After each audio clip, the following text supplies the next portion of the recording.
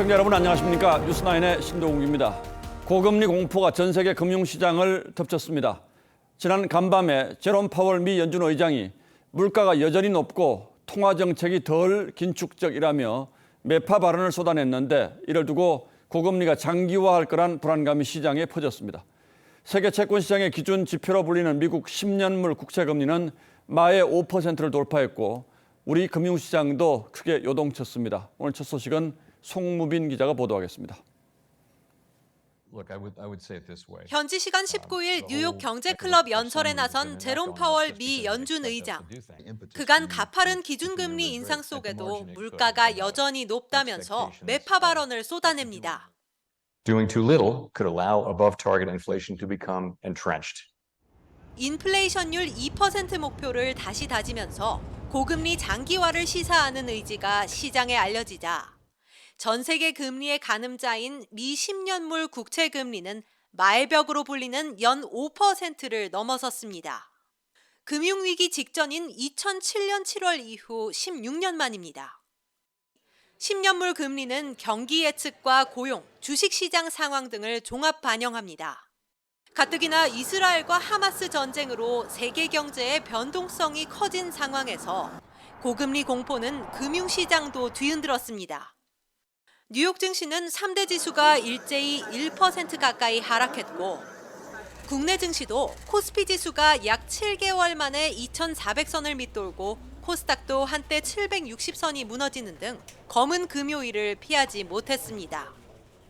모든 경제 활동에 적용되는 금리가 결정되는 곳이거든요. 5%를 넘었다는 얘기는 기본적으로 기업들이 자금을 빌리는데 7% 이상이 적용, 주택담보대출 같은 경우도 7%에 근접하게 된다.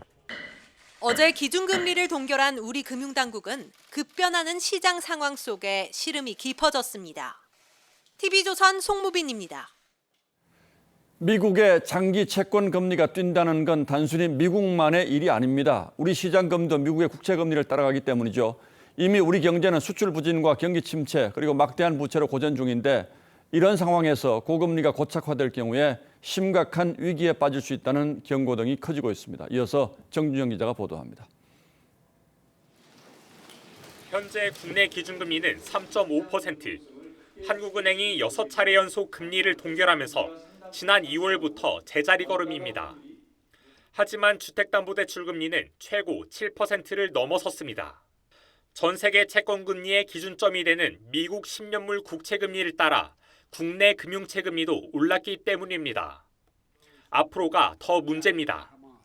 미국이 이스라엘 지원에 나서면 재정 조달을 위한 국채 발행이 늘면서 금리가 더 오를 수 있습니다. 분쟁이 확산되면 국제 유가가 치솟고 물가도 오르는데 이 경우 우리 기준금리 추가 인상도 불가피해집니다. 긴축 강도를 더 강화해야 할 필요가 커졌다고 보시면서 추가 인상 가능성을 열어두어야 된다고 말씀하셨습니다.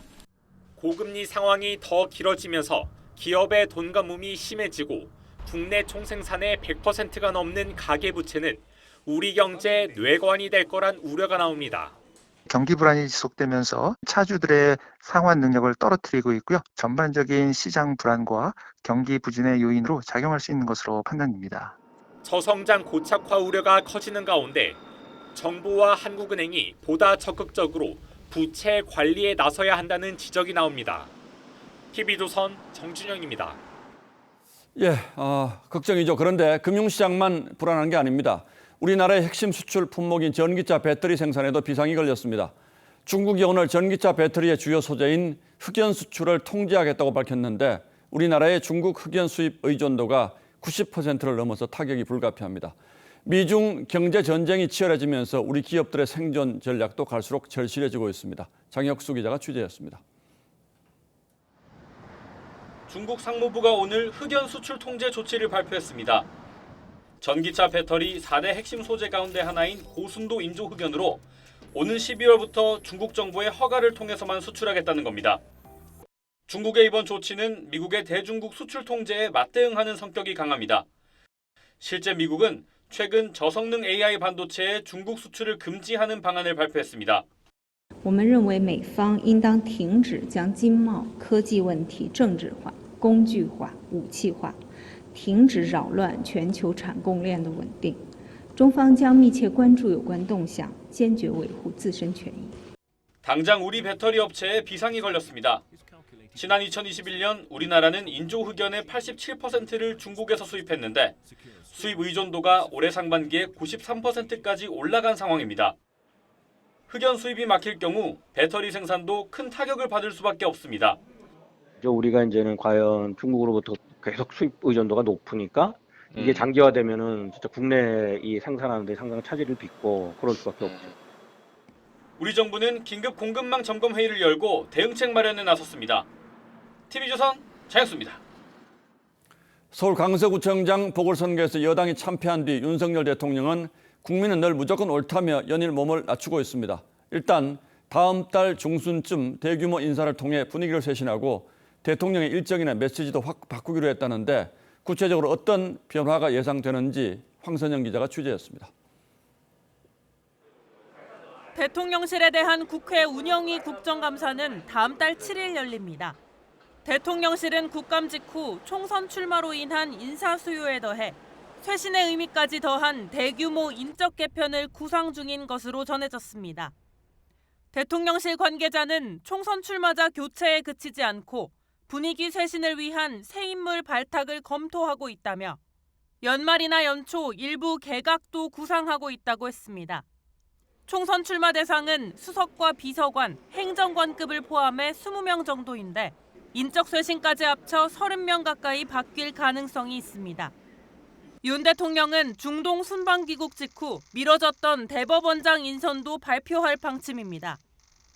이와 별개로 대통령실은 정무 라인을 중심으로 강서구청장 보궐선거 패인 분석에도 착수했습니다.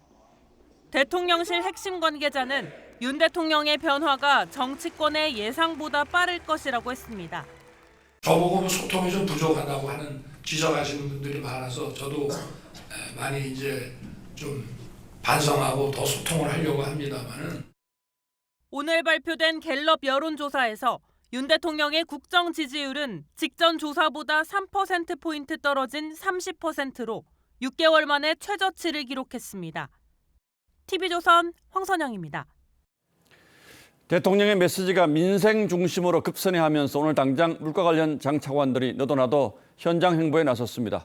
물론 현장 간다고 뭐가 달라지겠습니까? 하지만 이렇게라도 해야 사정이 얼마나 심각한지는 알지 않겠습니까? 보도에 윤재민 기자입니다. 경기도 용인의 한 물류창고. 해양수산부 조승한 장관이 찾았습니다. 김장철을 앞두고 소금 가격이 전년에 비해 폭등하자 천일염 수급 상황을 점검하기 위해서입니다. 15%에서 20% 전년 대비해서 지금 가격이 올라가 있는 상태고요. 정부 비축 물량이라든지 비축이라든지 통해 가지고서 그 천일염 가격이 급등하거나 하는 일이 없도록. 해수부 차관도 대형마트를 찾아 수산물 물가를 점검했고 고등어에 대한 할당 관세 물량 1만 톤을 신속 도입할 계획이고요. 또 다양한 할인 행사를 현재 진행 중에 있기 때문에. 농림축산식품부 차관은 식품업계를 만나 가격 인상 자제를 요청했고 마트도 직접 찾았습니다. 요즘 우유 가격 보시면은 어떠세요? 가격이? 그냥 와서 올라도 예. 그냥 먹어야 되니까 먹는. 윤석열 대통령은 최근 장관들은 물가 민감 품목을 직접 세세하게 챙기라고 지시했는데 어제 참모들에게는 민생 현장을 직접 찾으라고 주문했습니다. 용산의 비서실장부터 수석, 비서관, 그리고 행정관까지 모든 참모들도 책상에만 앉아 있지 말고 국민들의 민생 현장에 파고들어서 살아있는 생생한 목소리를 직접 들으라고 지시를 했습니다. 부처장들이 직접 현장을 찾으면서 치솟는 물가를 다잡을 수 있을지 관심입니다. TV조선 윤재민입니다. 국민의힘은 어제 보도해드린 것처럼 정쟁형 현수막, 즉 상대방을 비난하는 현수막을 모두 걷어내고 민생에 집중하겠다는 전략입니다. 그동안 야당 대표의 사법 리스크에 기대 제대로 된 정책 하나 내놓은 게 없지 않느냐는 지적이 적지 않았죠. 그 출발점은 예산으로 잡았는데 어떤 예산을 어떻게 손보겠다는 것인지 정민진 기자가 알아봤습니다. 이재명 방탄의 마지막 퍼즐. 대법원장 임명 동의안 부결에 반발해 국민의힘이 전국에 내걸었던 현수막입니다. 한동훈 법무장관을 비난하는 야당 현수막과 나란히 걸려 있습니다. 국민의힘은 야당을 비방하는 정쟁형 현수막을 철거하고 이렇게 민생을 강조하는 정책 현수막을 걸기로 했습니다. 국민의힘은 청년과 소상공인 예산, 그리고 삭감된 연구개발 예산 증액도 추진 중입니다. 정부 예산 중 소상공인, 취약계층, 청년층 관련 예산을 정액하는 방안을 검토 중인데 민생을 위한 정책에 모든 역량을 집중하고 있습니다. 오늘은 연구개발 예산을 총괄하는 과기부 혁신본부장을 국회로 불러 기초과학연구를 포함해 증액이 필요한 부분을 검토했습니다. 정부가 R&D 이권 카르텔을 타파하겠다며 예년 예산에 비해 5조 원 넘게 삭감하면서 기초과학을 위축시킬 수 있다는 우려가 나온 데 따른 겁니다. 여당 핵심 관계자는 정부의 긴축재정 기조를 유지하겠지만 필요하면 전체 예산의 증액을 요구할 수도 있다고 말했습니다. 정부와 여당은 그동안 총리 공간에서 열었던 고위당정 회의를 9개월 만에 국회에서 열기로 했습니다. 당이 주도적으로 정책을 이끌겠다는 의지가 반영된 걸로 해석됩니다. TV조선 정민진입니다. 오늘 교육위 국정감사에선 김승희 대통령 의전비서관의 초등학생 딸이 후배를 폭행해 전치 9주에 상처를 입혔다는 의혹이 제기됐습니다. 대통령실은 즉각 김 비서관을 업무에서 배제한 뒤에 진상조사에 들어갔고 4시간 뒤에 곧바로 사표를 수리했습니다. 어쩌면 이것도 대통령실의 변화를 보여주는 상징적 장면일지도 모르겠습니다. 장세희 기자가 보도합니다. 경기도교육청 국정감사에서 민주당 김영호 의원이 김승희 대통령 비서실 의전비서관 딸의 학폭 의혹을 제기했습니다. 김 비서관 초등학교 3학년 딸이 지난 7월 2학년 후배를 화장실로 데려가 폭행했다는 겁니다. 리코더, 주먹 등으로 머리와 얼굴, 눈팔 등을 때려 전치 9주 상해를 입힌 폭행 사건입니다. 김 의원은 사건 이후 2달여 만에 학폭위가 열렸고 가해 학생에게 출석 정지 10일, 학급 교체 조치가 내려졌다며 무마 의혹까지 거론했습니다. 김 의원은 또 출석 정지 조치가 내려진 날 김 비서관 부인이 자신의 SNS 프로필 사진을 윤석열 대통령과 남편이 함께 찍힌 사진으로 바꾼 것도 문제 삼았습니다. 아이의 부모가 누군지 충분히 짐작할 수 있지 않았겠습니까? 다분히 의도가 있어 보여요. 김 비서관은 윤 대통령 취임 초부터 의전비서관실 선임행정관으로 일해왔습니다. 대통령실은 즉각 김 비서관을 업무에서 배제하고 진상조사에 착수했고 내일 대통령의 사우디아라비아 카타르 순방 수행단에서 해당 비서관을 배제 조치했습니다. 4시간 뒤 김 비서관이 제출한 사표도 수리했습니다. TV조선 장세희입니다. 예, 지금 이 기사 본질과는 좀 거리가 있습니다만 의전 비서관 자녀 폭행 문제에 대통령이 즉각 반응한 것도 변화라면 변화겠죠. 요즘 대통령실의 분위기는 어떤지 출입하는 김정우 기자에게 직접 자세히 물어보겠습니다. 자, 김 기자, 일단 대통령이 내는 메시지가 상당히 달라진 건 사실인 것 같은데 어떤 과정을 거쳐서 이런 메시지들이 조율이 됩니까? 네, 국민의힘 임명직 총사퇴 직후인 지난 이제 월요일부터 윤 대통령의 메시지의 키워드는 소통, 그리고 현장, 반성, 민생 이렇게 4가지로 요약할 수 있겠습니다. 내부 움직임을 좀 들어보니까 참모들과의 회의에서 또는 외부의 여론을 직접 들으면서 메시지의 기조를 잡은 것으로 파악이 되고 있습니다. 특히 시중 여론을 들은 뒤에는 참모들을 또 수시로 소집해서 의견을 주고받았다고 하는데 밤 12시 넘게 회의를 한 날도 여럿 있었다고 합니다. 예, 이 4가지 키워드를 논리적으로 나열하면 반성하고 소통해서 현장 가서 민생을 챙기자 뭐 이런 뜻이 되겠군요. 예. 자, 뜻은 알겠는데 문제는 진정성 아니겠습니까? 그래서 윤 대통령이 먼저 그 선거 당시 현장 상황을 좀 복기를 했다고 합니다. 예. 그 보선 직후에 김태우 후보하고 통화를 직접 했고요. 그 현장에서 직접 체험한 패배 이유를 직접 들었다고 합니다. 또 여당 의원들은 물론 외부의 지인들에게도 대통령 자신과 김 후보 그리고 당 지도부에 대한 문제점을 또 들었다고 합니다. 예. 그리고 대통령의 지시로 비서실도 자체적으로 보궐선거 패배 원인을 분석 중입니다. 예, 적어도 이런 메시지들이 그냥 막 나오는 메시지는 아니라는 뜻이고요. 예. 조금 전 의전 비서관 자녀 학폭 문제도 이런 변화와 관련이 있다고 봐야 되겠죠? 예, 그 아까 말씀하신 것처럼 무엇보다도 예전에 비해서 의사설 결정의 속도가 굉장히 빨라졌습니다. 예. 오전 11시쯤에 국정감사에서 김승희 비서관 자녀 그 학폭 문제가 제기가 됐는데 점심 식사 중이던 참모들이 긴급 소집돼서 대통령실로 막 돌아갔습니다. 예. 그리고 오후 2시 20분에 이도훈 대변인이 곧바로 직무 배제라는 것을 발표를 했고요. 그리고 오후 6시에는 사표까지 수리했습니다. 사람을 잘 바꾸지 않는 윤 대통령의 평소 인사 스타일과 비교해보면 확실히 좀 달라진 부분이라고 볼 수 있겠습니다. 예, 뭐 총선이 다가오고 있기 때문에 그럴 거라는 예상은 했습니다만 대대적인 인적 쇄신, 용산 대통령실 인적 쇄신 저희 이제 기사도 나왔는데 지금 어떻게 전망하고 있습니까? 당초 그 보궐선거 전까지는 총선 출마자 이외에 인위적 개편은 없다는 기류가 분명 강했습니다. 하지만 내부적으로 연말이나 연초 중폭 수준의 개각을 검토 중인 걸로 봐서는 인적 개편 필요성에 대해선 상당한 공감대가 형성된 걸로 보입니다. 예, 대통령실의 인적 개편 그리고 이어서 개각 뭐 이렇게 될 수 있겠군요. 예. 자, 그렇다면 대통령실과 여당 관계도 좀 변화가 분명히 느껴질까요? 네, 그분은 중요한데 이제 그동안 여당은 대통령실 정책을 지원하는데 주력했던 게 사실입니다. 하지만 어제 그제죠. 예, 그제 윤 대통령과 당 사역의 오찬 직후에 국민의힘에선 당이 주도적으로 정책을 추진하겠다 이런 브리핑이 나왔습니다. 예. 당 핵심 관계자는 대통령실과 조율된 내용이라고 설명했고요. 일단은 윤 대통령이 당 주도의 정책 쇄신에 힘을 실어준 것으로 볼 수 있겠습니다. 예, 김정우 기자 뭐 출입을 취임 이후부터 하고 있습니다만 대통령실의 긴장감이 이렇게까지 느껴지는 건 저도 사실 좀 처음인 것 같긴 합니다. 그러나 지금부터 행동으로 어떤 게 나타나느냐 이게 정말 중요하겠죠. 예, 그렇습니다. 김정우 기자 잘 들었습니다.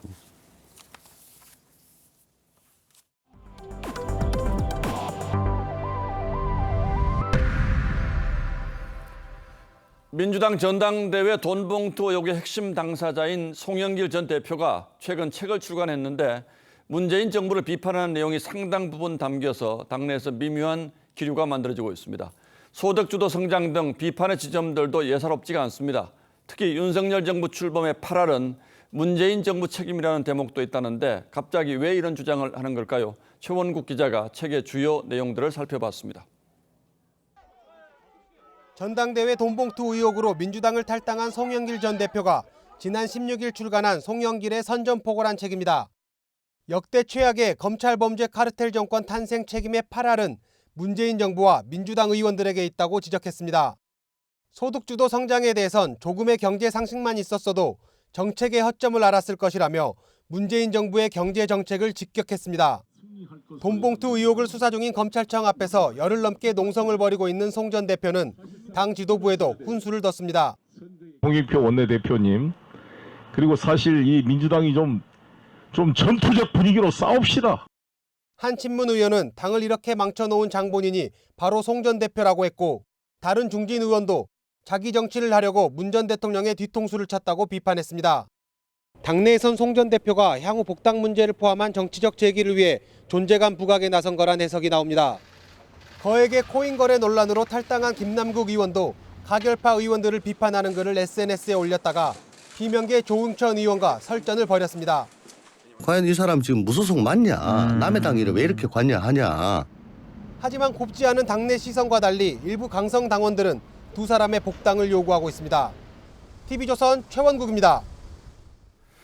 지난 며칠 연이어 보도해드린 것처럼 의료 인력 확충을 포함한 의료 개혁에 대한 정부 여당의 의지는 확고합니다. 하지만 의대 정원 문제에 대해서는 여전히 신중한 입장이죠. 야당은 의료계 눈치 보지 말고 당장 답을 내놓으라고 체건합니다만 정부 여당은 지금부터라는 입장입니다. 어떤 배경이 있는 건지 최민식 기자가 취재했습니다. 문재인 정부는 지난 2020년 의대 정원 확충과 공공의대 설립 추진 방안을 확정했습니다. 10년 동안 4,000명 늘리겠다는 구체적인 규모도 동시에 발표했습니다. 의대 정원을 현재의 3,058명에서 3,458명으로 400명을 늘리고 10년간 한시적으로 유지하겠다는 내용입니다. 의사단체는 거세게 반발했습니다. 코로나19 응급의료 상황에서 전공의들이 파업에 나섰고 한 마리 거리도 없이 의사사회 반대합니다. 특히 문 전 대통령이 의사들을 대신해 의료 현장을 지킨 간호사들을 치켜 세운 글을 SNS에 올려 갈라치기 하냐는 비판을 받았고 당시 정부는 결국 백기투항했습니다. 정부 여당이 필수 의료 혁신 전략을 발표하면서 구체적인 증원 숫자를 밝히지 않은 것도 문재인 정부의 실패를 반복하지 않겠다는 의도로 풀이됩니다. 야당이 주장하는 공공의대와 지역의사제 논의를 후순위로 미룬 것 역시 같은 이유입니다. 의협은 정부 발표 이후 정부의 노력을 긍정적으로 평가한다며 환영 입장을 밝혔습니다. 의료인과 관련 전문가, 일반 시민까지 참여토록 해 의대 정원 확대와 같은 민감한 사안에 대해 합의를 이끌어내고 여당은 오늘 지역 필수 의료 혁신 TF를 출범하고 국민적 합의를 최대한 이끌어내겠다고 했습니다. TV조선 최민식입니다. 관련해서 정부는 어제 지방 국립대 병원을 서울의 대형 병원 수준으로 키우겠다는 계획도 발표했죠. 환자들이 지방에서 치료를 받게 하려면 지방 병원에 대한 신뢰가 있어야 한다는 겁니다. 하지만 현실적으로는 넘어야 할 벽이 아직도 많습니다. 강원도의 유일한 국립대 병원인 강원대 병원의 경우를 통해 해법을 생각해 보겠습니다. 박재훈 기자가 취재했습니다. 링거를 꽂은 아이를 품에 안은 부모가 서성입니다. 도내 곳곳에서 강원권 유일의 국립대 병원을 찾아온 사람들입니다. 최근 대도시에서 이사 온 김선아 씨는 아들 알레르기 비염 치료를 위해 2달에 한 번씩 양구에서 옵니다. 여기밖에 없어서 저희는 어쩔 수 없이 찾아오게 됐어요. 반나절은 솔직히 제 생활은 버리는 거죠. 강원대 병원은 다른 국립대 병원과 마찬가지로 의사 충원에 애를 먹고 있습니다. 특히 소아청소년과는 지난해 뽑은 전공의가 퇴사했고 올해는 아예 지원자가 없었습니다. 남은 2명이 2배로 환자를 돌봐야 합니다. 응급실, 중환자실, 또 신생아 중환자실, 병동 등 한 사람이 담당해야 하는 부서가 너무 많고요. 정부가 어제 발표한 필수 의료 대책에 대해선 지방 이탈을 막을 만큼 강력하진 않다는 반응입니다. 이 사람이 이 지역에서 좀 더 만족하고 살 수 있게끔 하는 그런 게 필요하다고 생각합니다. 의리로 버티고 있지만 임금과 근무 여건을 서울보다 낮게 해야 한다는 주장입니다. TV조선 박재훈입니다. 20대 여성을 성폭행하고 무차별 폭행한 부산 돌려차기 사건 다들 기억하실 겁니다. 피해 여성이 국회 국감장에 참고인으로 출석했습니다. 피해자는 내가 용서하지 않겠다는데 왜 판사가 가해자를 마음대로 용서하느냐고 호소했는데요. 이 사건이 논란을 낳았던 부분 중 하나가 이 피해자 신상 정보가 가해자에 노출된 부분이었죠. 여야가 관련 제도 개선을 촉구했습니다. 신유만 기자가 취재했습니다. 법사위 국감장 한켠에 참고인이라고 적힌 칸막이가 쳐졌고 이른바 부산 돌려차기 사건 피해자 A씨가 증언했습니다. 피해자는 지금 저희들이 보호를 반드시 해드려야 할 상황입니다. A씨는 1심 재판부가 가해자가 반성문을 썼다는 이유로 검찰이 구형한 20년에서 12년으로 깎아준 건 있을 수 없는 일이라고 법원을 비판했습니다. 피해자가 용서하지 않겠다는데 왜 판사가 마음대로 용서를 하겠다고 하는 겁니까? 사법부가 그렇게 하면 안 되죠. 2심과 대법원에선 추가 혐의가 인정돼 형량이 20년으로 늘었지만 이후 가해자는 A씨 때문에 형량이 늘어났다며 보복 협박을 한 것으로 알려졌습니다. 다음번에는 꼭 죽여버리겠다라는 얘기를 했습니다. 숨이 막히는 공포를 느끼고 있습니다. 피해자는 또 20년 뒤 죽을 각오로 열심히 피해자들을 대변하겠다며 범죄 피해자 구제를 거듭 요청했습니다. 법원이 A씨의 공판 기록 열람을 거부해 민사소송을 진행하다가 A씨의 신상 정보가 가해자에게 노출된 데 대한 법원 책임론도 지적됐습니다. 공판 기록을 주지 않아서 가해자에게 피해자의 신원 정보가 노출됐고 보복 범죄를 발생시키는 원인을 제공한 점 반성하셔야 된다고 생각합니다.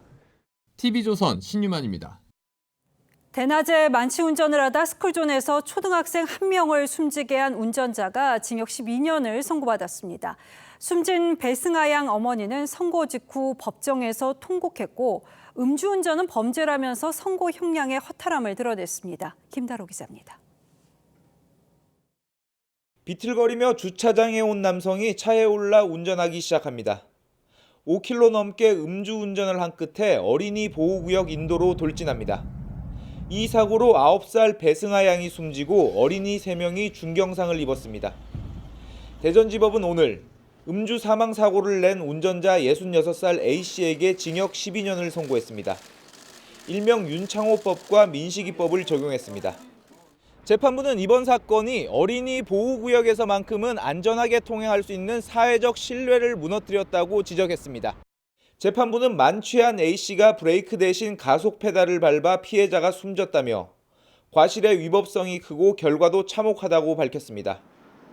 운전자 A씨는 재판 내내 고개를 숙인 채 별다른 반응을 보이지 않았습니다. 숨진 배승아 양의 어머니는 선고 형량이 너무 가볍다며 딸이 쓰던 가방을 맨 채 통곡했습니다. 음주 사고는 사고가 아니라 음주 범죄예요. 피해자를 위한 재판이 아니라 가해자를 위한 재판이라 생각을 많이 했었어요. 검찰은 1심 판결문을 검토한 뒤 항소 여부를 결정할 예정입니다. TV조선 김다로입니다. 경찰이 영화배우 이성균 씨가 마약을 투약한 정황을 포착하고 내사를 벌이고 있습니다. 이 씨 측은 사건 관계자로부터 지속적인 협박을 받았고 수억 원을 뜯겼다면서 검찰에 고소장을 제출했는데요. 경찰은 이 씨 외에 7명에 대해서도 조사를 벌이고 있습니다. 마약류 투약 전과가 있는 재벌 3세와 가수 지망생 등도 포함된 것으로 파악됐습니다. 노도일 기자가 취재했습니다. 배우 이성균 씨는 올해 초 서울 강남 유흥업소나 주거지에서 여러 차례 마약을 투약한 의혹을 받고 있습니다. 이 씨의 마약 투약 의혹은 경찰이 강남 유흥업소 일대 마약 사건을 수사하던 중 포착된 것으로 알려졌습니다. 소속사 측은 이성균 씨에 대해 제기된 의혹에 대해 사실관계를 확인 중이며 의혹과 관련된 유흥업소 관계자로부터 지속적으로 공갈 협박을 당해 3억 5천만 원을 뜯겼다면서 고소장을 제출했다고 밝혔습니다. 경찰은 이 씨를 포함해 모두 8명을 내사하거나 형사 입건해 조사 중인데 이 가운데는 마약류 투약 혐의로 재판을 받은 재벌 3세와 가수 지망생 등도 포함됐습니다. 경찰은 이 씨와 나머지 7명과의 연관성을 조사하고 있습니다. 경찰은 이 씨가 상습 마약 혐의로 불구속 기소된 유아인 씨의 경우처럼 대마뿐 아니라 향정신성 의약품과 마약 등을 투약한 것으로 보고 있습니다. 지금은 아주 복용이 간편하고 구하기가 쉽고 예전에 비해서 더 강한 그런 것들이 신종 약물들이 많이 개발되니까 마약 의혹이 사실로 드러날 경우 이성균 씨가 출연할 예정인 드라마와 영화 등 차기 작품들의 차질이 불가피할 전망입니다. TV조선 노도일입니다. 피해자 집을 찾아가서 현관문을 두드리는 행동만 반복해도 스토킹이 될 수 있다고 대법원이 처음으로 판단했습니다. 이번 판결로 스토킹 범죄가 보다 폭넓게 인정될 걸로 보입니다. 송민성 기자가 보도합니다. 2017년 가정폭력 문제로 결혼 8년 만에 이혼한 A씨. 헤어진 뒤엔 전처를 성폭행해 접근 금지 명령도 받았습니다. 지난해 10월엔 한 달 동안 6차례 전처 집에 가서 현관문을 두드리거나 발로 차는 등의 행동을 반복했습니다. 결국 A씨는 스토킹 처벌법 위반 혐의로 재판에 넘겨졌고 1심과 2심에서 모두 징역형을 선고받았습니다. A씨는 대법원에 상고하면서 단순히 앞에서 기다리거나 문을 열어달라고 소리치는 행위는 공포심이나 불안을 일으키는 스토킹 행위에 해당하지 않는다고 주장했습니다. 하지만 대법원은 이를 받아들이지 않았습니다. 재판부는 사소하고 경미한 행위여도 반복적으로 누적되면 스토킹 범죄로 봐야 한다고 판단했습니다. 특히 피해자가 실제 공포심을 느끼지 않았어도 공포심을 주기에 충분한 수준이면 스토킹에 해당한다고 강조했습니다. 경미한 행위라도 반복되고 누적되어 불안감 등을 일으킬 위험이 있다면 전체 행위가 스토킹 범죄에 해당한다고 처음 판단한 판결입니다. 2년 전 스토킹 처벌법 시행 이후 피해자를 폭넓게 보호하는 추세를 반영한 판결이어서 피해자 보호 범위가 더 넓어졌다는 평가가 나옵니다. TV조선 송민선입니다. 전쟁 장기화 분위기가 짙어지고 있는 이스라엘과 팔레스타인 소식입니다. 가자 지구내 난민을 위한 구호 물품 반입이 예정보다 늦어지고 있습니다. 이르면 내일 도착할 것으로 알려졌는데 이스라엘은 또 다른 팔레스타인 거주지인 이 서안 지구에도 공습을 벌였습니다. 갈수록 전선이 넓어지고 있습니다. 먼저 최연희 기자입니다. 연료가 바닥나 어두컴컴한 가자 지구의 병원. 휴대전화 불빛을 갖다 대며 수술을 해야 합니다. For the last few days we are sending a call for the human community that in the hospital we don't have fuel. 구호 물품이 들어갈 수 있는 유일한 통로인 라파 검문소는 하루 늦은 내일 열릴 걸로 보입니다. 라파 국경으로 향하는 도로 보수가 늦어진 탓으로 전해졌습니다. 이집트와 이스라엘은 구호 트럭 20대를 보내기로 했지만 유엔은 규모를 훨씬 더 늘려야 한다고 요구했습니다. We need food, water, medicine, and fuel now.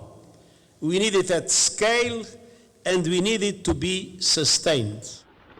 가자지구 지상전 준비를 마친 이스라엘군은 팔레스타인 자치정부가 지배하는 서안지구에도 공습을 가해 최소 12명이 숨졌습니다. 서안지구에서도 온건파 수반과 이스라엘에 반대하는 시위가 격화하는 상황입니다. 양측의 충돌로 지난 7일 이후 팔레스타인인 70여 명이 숨지고 800명 넘게 체포됐습니다.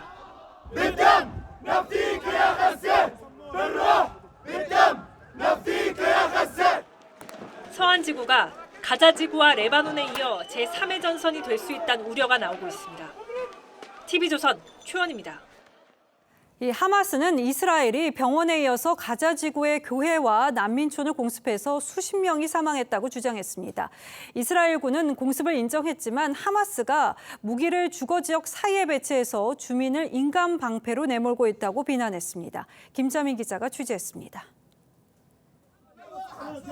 자발리아 난민촌.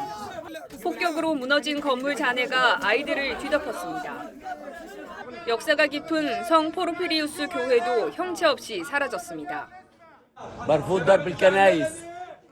교회는 안전할 것으로 믿었던 피난민 수백여 명이 머물던 곳이었습니다.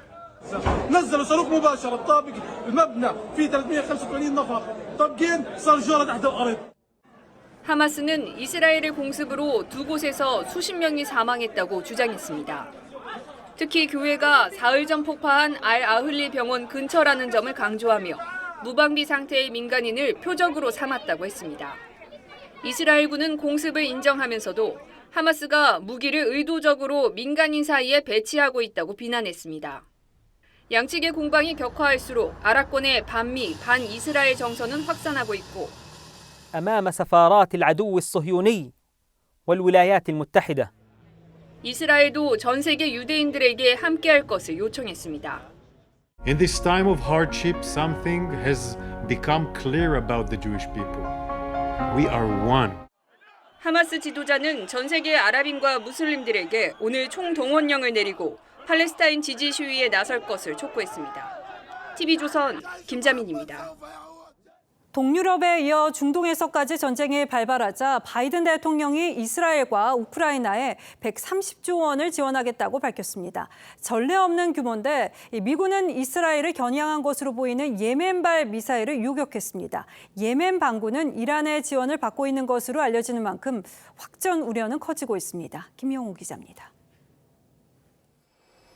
이스라엘을 방문한 직후 바이든 대통령이 이스라엘과 우크라이나에 대규모 긴급 예산 지원을 하겠다고 밝혔습니다. We're facing an inflection point in history. One of those moments where the decisions we make today are going to determine the future for decades to come. 이스라엘의 19조 원, 우크라이나의 81조 원, 인도적 지원 13조 원 등 130조 원이 넘는 전례 없는 수준의 안보 지원 패키지가 내일 미 의회에 제출될 전망입니다. 다만 미 하원 의장 공백 사태가 예산 의회 통과의 변수입니다. 바이든 대통령은 또 하마스에 붙잡힌 자국민 인질 석방을 최우선으로 하겠다며 15분 동안 하마스와 푸틴 대통령을 한데 묶어 비판했습니다. They both want to completely annihilate a neighboring democracy, completely annihilate it. 미군의 군사적 대응도 과감해졌습니다. 미 국방부는 예멘에서 발사된 미사일 3기와 드론들을 선제적으로 격추했다고 발표했습니다. But they were launched from Yemen, heading north along the Red Sea, potentially towards targets in Israel. 이번 격추를 계기로 미국이 우크라이나에 이어 이스라엘 전쟁에도 휘말릴 우려가 있다는 관측이 나옵니다. TV조선 김명우입니다. 카카오의 SM엔터테인먼트 시세 조종 의혹이 김범수 창업자를 향하고 있습니다. 이 금감원이 김범수 창업자 소환을 통보했는데 투자총괄 대표 구속에 이어서 악재가 겹치면서 카카오 주가는 3만 원대로 폭락했습니다. 위기의 카카오 박상현 기자입니다. 금융감독원이 카카오 김범수 창업자에게 오는 23일 오전에 출석하라고 통보했습니다. SM엔터테인먼트 시세 조종 혐의로 배재현 투자총괄 대표가 구속된 지 하루 만입니다. 김범수 창업자도 알고 있었나요? 카카오의 신규 투자 관련 논의가 당분간 중단될 것으로 보이는데 김범수 창업자의 카카오뱅크 대주주 지위 역시 흔들릴 수 있습니다. 카카오 법인이 시세 조정 처분을 받을 경우 대주주 적격성 심사에 문제가 생길 수 있기 때문입니다. 카카오 악재는 SM 사태뿐 아닙니다. 유영준 전 카카오페이 대표가 주식을 매각해 469억 원을 현금화하고 카카오톡 먹통 사태로 물러난 남궁훈 전 대표도 스톡옵션을 행사해 94억 원의 차익을 챙긴 바 있습니다.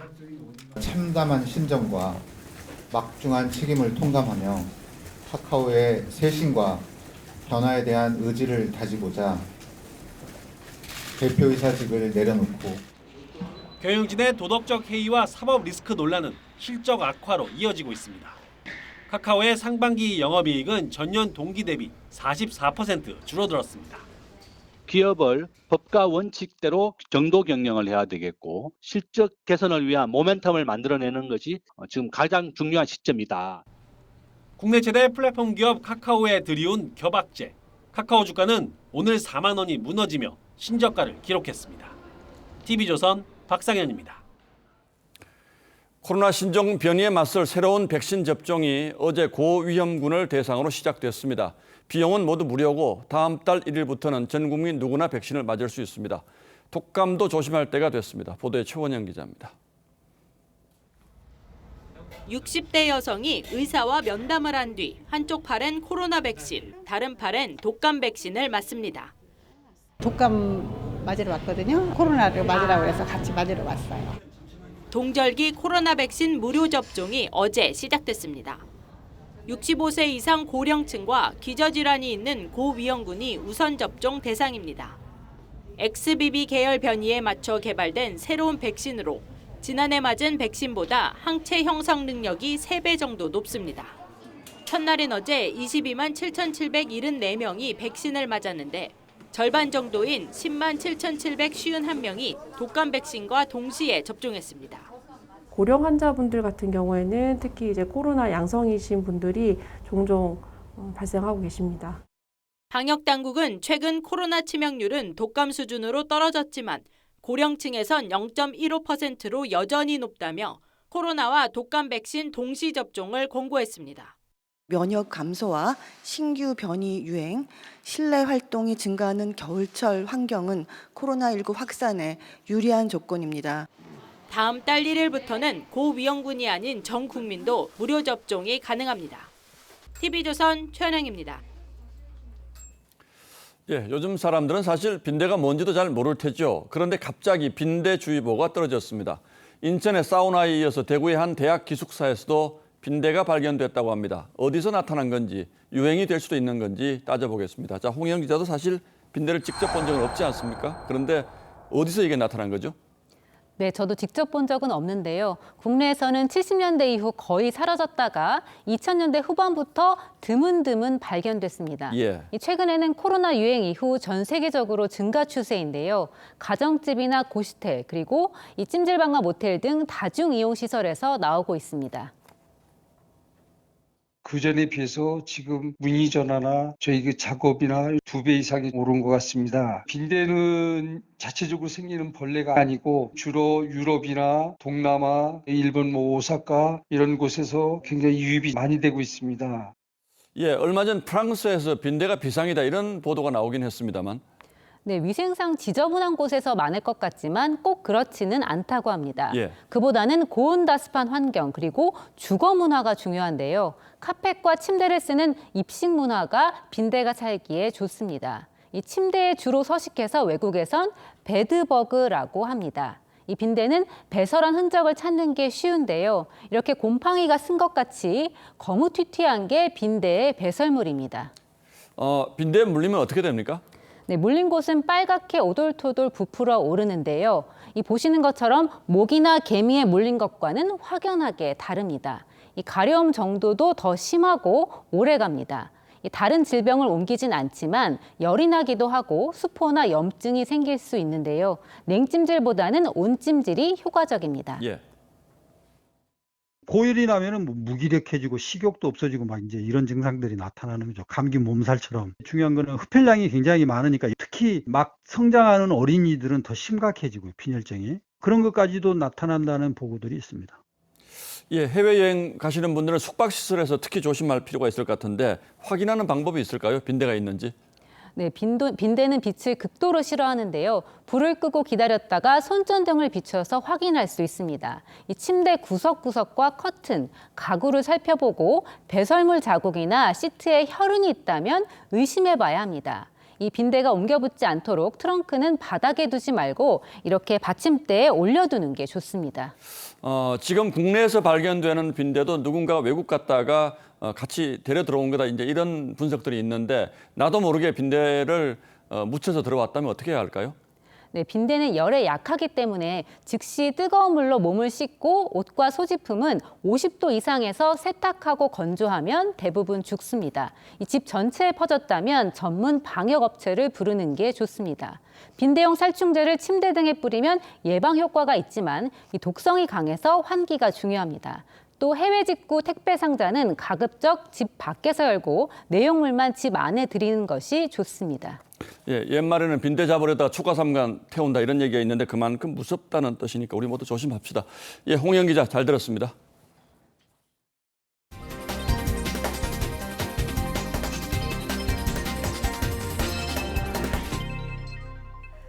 추워진 날씨에 단풍도 빠르게 물들고 있죠. 평창 오대산은 단풍이 절정을 이뤘습니다. 설악산도 다음 주 초 단풍 절정기에 접어들 것으로 예상되는데 우려되는 건 단풍철에 산악 사고도 집중됐다는 겁니다. 가을철 산행 요령 이승훈 기자가 알려드립니다. 평창 오대산 선제길입니다. 길게 늘어선 오솔길과 계곡이 울긋불긋 물들었습니다. 높고 푸른 하늘을 배경으로 화사한 단풍이 가을 정취를 더합니다. 색이 다 다르게 울긋불긋하게 어우러진 게 참 보기가 좋습니다. 하천도 아름답고 날씨도 참 좋고 오늘 오길 잘했습니다. 오대산은 산 전체의 80%가 단풍으로 물들며 절정을 맞았습니다. 오늘 오대산을 시작으로 설악산은 23일, 지리산은 27일쯤 단풍이 절정을 이룰 전망입니다. 단풍철 등산객이 몰리면서 산악 안전사고 위험도 높아지고 있습니다. 이틀 전 설악산에서는 60대 등산객이 심정지로 숨지기도 했습니다. 실제로 지난해 전국의 산악 구조사고 가운데 25.7%가 단풍철인 9월과 10월에 집중됐습니다. 대부분 실족과 추락, 탈진 등 무리한 산행이 원인이었습니다. 자기 체력을 생각하지 않고 돌아올 길도 생각하고 가야 되는데 그걸 생각하지 않으면 사고가 날 수 있을 것 같습니다. 전문가들은 산에 오를 때 비상식량과 방향용품 등을 미리 준비하고 해가 지기 2시간 전에는 산에서 내려와야 한다고 당부했습니다. TV조선 이수근입니다. 수식어가 필요 없는 분이죠. 가수 이미자 씨가 금관문화훈장을 받습니다. 한국 대중음악인으로는 처음입니다. 이정민 기자가 보도합니다. 헤일 수 없이 수많은 밤을 64년을 한결같이 노래한 가수 이미자 씨가 한국 대중문화예술 발전에 이바지한 공로로 금관문화훈장을 받게 됐습니다. 고 박서보 화백과 고 이어령 교수, 고 송혜 선생이 훈장을 수운한 바 있고 대중음악인으로는 이미자 씨가 처음입니다. 이미자 씨는 1959년 19살에 19 순정으로 데뷔했습니다. 1964년 영화 주제가 동백아가씨가 35주 연속 가요 프로그램 1위에 오르면서 인기 가수의 반열에 올랐습니다. 이후 섬마을 선생님, 여로 등 수많은 히트곡으로 한국 대중음악의 상징으로 자리 잡았습니다. 올해로 82세, 2,500곡 이상을 노래한 가요계의 살아있는 전설입니다. 2009년에 이제 은관 문화훈장이죠. 지난 2009년 대중가수 최초로 은관 문화훈장을 받은 이미자 씨는 이번 수훈으로 또 한 번 새 기록을 쓰게 됐습니다. 지난해 12월엔 콘서트 모금 수익 10억 원 전액을 국가유공자에게 기부하는 등 문화계 어른으로서의 영향력도 상당합니다. 가족을 집에 두고 타국으로 나가야 되는 그런 실정, 그런 안타까움, 그 노고에 비해서 너무나 잊혀져 가고 있다는 거, 그게 아쉬웠습니다. 시상식은 오는 21일 국립극장 해오름에서 열립니다. TV조선 이정민입니다.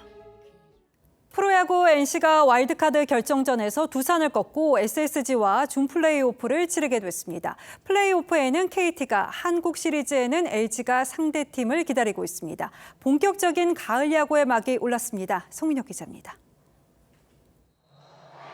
0대3으로 끌려가던 NC, 4회 반격을 시작했습니다.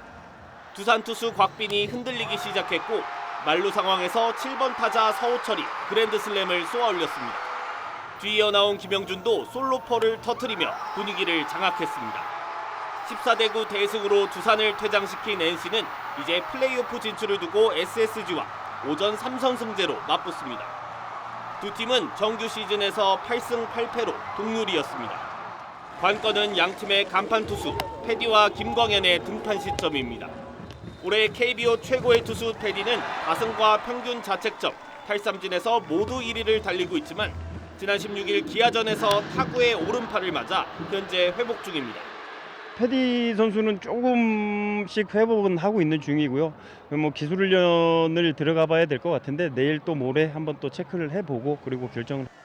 SSG에선 한국 시리즈 6번째 우승 반지를 노리는 토종 에이스 김광현의 등판 시점이 주목됩니다. 3승을 먼저 가져간 팀은 KT와 30일부터 플레이오프를 치르고 정규리그 우승팀인 LG와 다음 달 7일부터 대망의 한국 시리즈를 치릅니다. 본격적인 가을 야구의 시작에 야구 팬들의 가슴이 뜨거워지고 있습니다. TV조선 성민혁입니다.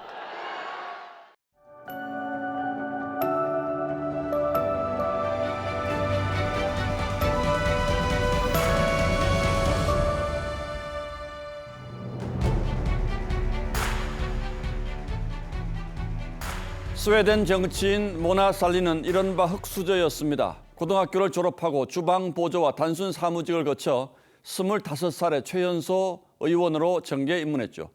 그는 36세 부총리가 됐습니다. 그리고 그 이듬해 총리가 사임을 예고하며 그를 후계자로 지목했습니다. 첫 여성 총리 자리를 코앞에 둔 그때 초콜릿 스캔들이 터졌습니다. 그가 초콜릿바 2개와 아기 기저귀를 비롯한 생필품 34만 원어치를 정부 법인카드로 구입했다는 보도가 터졌습니다. 차량 렌트비 같은 사적 비용까지 합쳐 불법 사용액은 모두 640만 원쯤이었죠. 하지만 국민은 분노했고 검찰이 수사에 들어갔습니다. 그는 부정하게 쓴 돈을 모두 토해내고 벌금도 물었습니다. 그가 물러나며 말했습니다. 내 비용도 제대로 지불하지 않으면서 총리가 될 수 있겠습니까? 그리고 그는 10년 넘는 권투 중래 끝에 3인당 대표로 재기했지만 끝내 초콜릿 스캔들을 극복하지 못하고 총선에서 참패했습니다. 그리고 또 5년 뒤 장관급 요직으로 복귀했죠. 그런데 이번에는 경호원 월급을 부풀려 확인서를 써준 사실이 드러났습니다. 담보대출을 도와주려는 것이었지만 거짓은 거짓이었습니다. 그는 즉각 사임했고 결국 정치 생명이 끝났습니다. 어제 국정감사장에 이재명 대표가 경기지사 시절에 썼다는 일제 샴푸가 등장했습니다. 2시간이 넘는 거리를 요거 사러 청담동 미용실로 갔습니다. 그리고 본인 카드로 결제한 다음에 본인 계좌로 경기도에서 입금을 했습니다. 한동안 여론의 관심에서 멀어졌던 김혜경 씨 법인카드 유용 의혹에 다시 눈길이 쏠리고 있습니다. 민주당 소속인 김동연 경기지사가 자신이 취임하기 전 경기도가 감사를 했는데 의심 사례가 많게는 100건에 이르러 횡령, 배임으로 수사를 의뢰했다고 밝히면서입니다.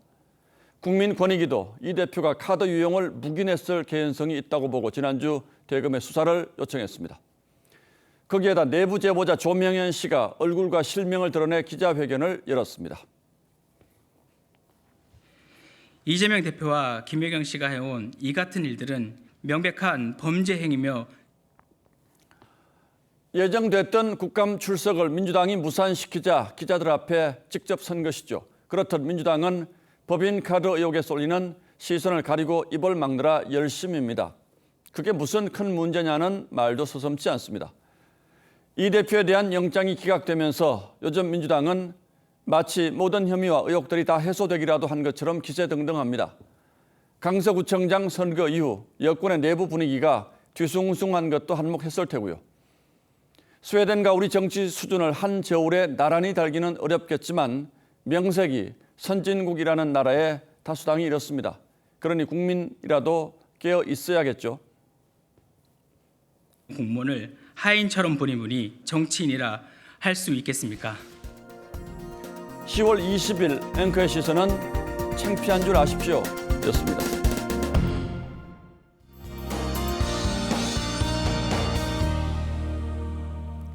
종일 불어드는 찬바람에 몸이 절로 움츠러듭니다. 내일 아침에는 오늘보다 기온이 더 내려가 초겨울 수준의 깜짝 추위가 찾아오겠는데요. 아침 최저기온 서울이 5도로 올가을 가장 낮은 기온을 경신하겠습니다.